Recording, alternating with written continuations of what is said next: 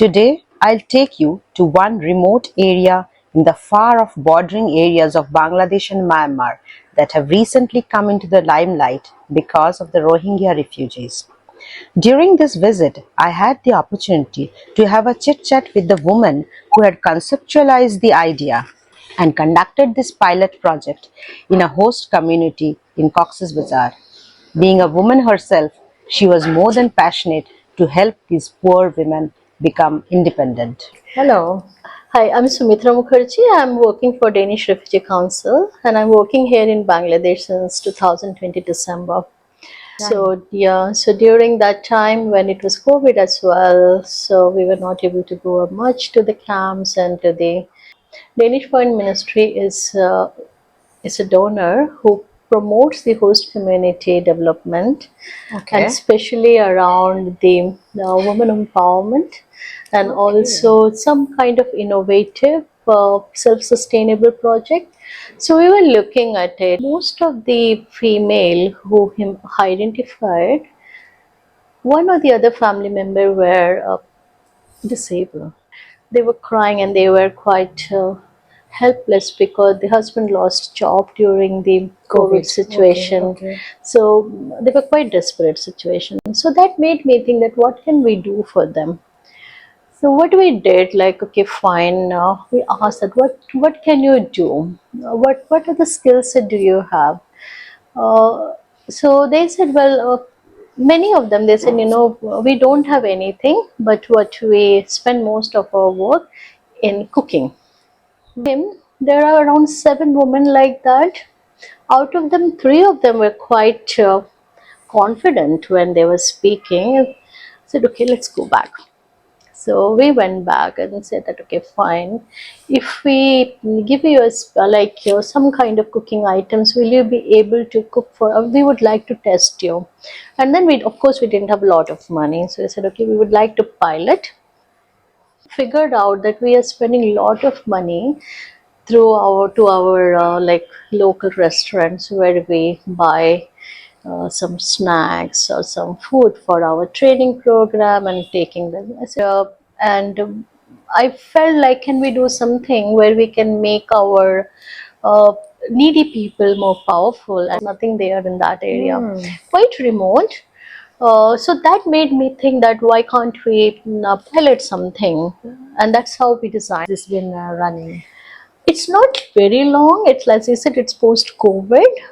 So it is around 2 years. I'm quite impressed with that. And when you are mentioning that when you had first met them, they were crying and they were helpless. But when I met them, maybe it's after 2 years, they felt quite confident and they...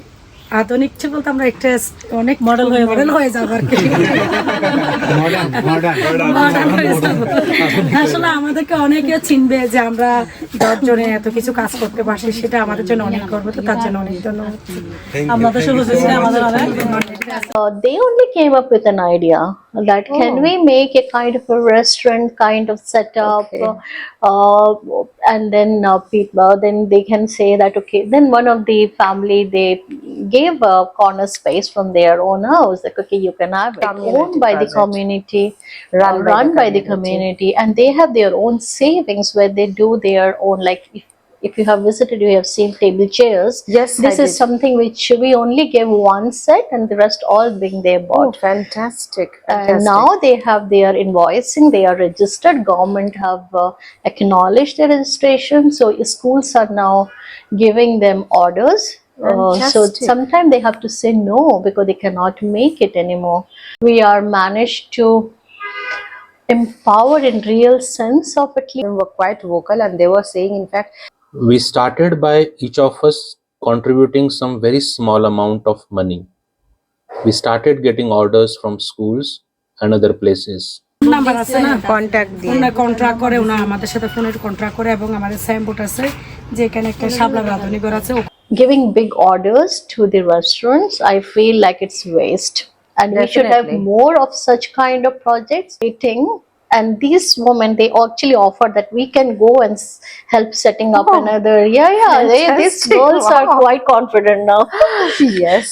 Absolutely. I felt that first, yes, they have been economically empowered. Second, they have gained a lot of courage. They can now teach others, and they felt, they tasted the food of independence, economic independence. I don't have to ask for my to a Absolutely. husband. Now they are earning because it's not COVID anymore. So I can give some gift to my children They do not have to carry their dabba. or accredit their small kitchen because they find it's much healthier than outsider to be provided. Environment friendly things they were using, because they were using paper boxes, Yeah. paper bags. In fact, the thread they used to tie the food also, that was also, yeah. To have a woman empowerment but also the environment friendly, so those things we had from us. So we did a little bit of capacity building. We just give a kick off, they will have some surplus to be Wow, able fantastic. Congratulations. and then thank you, and I would like to add to that, it's not only that, because they also have small piece of land, so they grow vegetables and they use the organic Wow, vegetable for their fantastic. restaurants, and then whatever the surplus what they cannot use this to, they do sell to the Fantastic. nearby market It's as an well. absolutely replicable model, and a very inspiring story too. Very grateful that you managed to go there and you have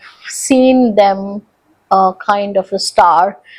Yeah, they are star of themselves. Yes, I hope other people also see this story, and they are inspired, and they do the same things. Thank you so much. You're welcome.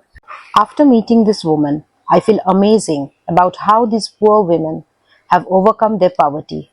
They have come together and have proven themselves to be independent entrepreneurs.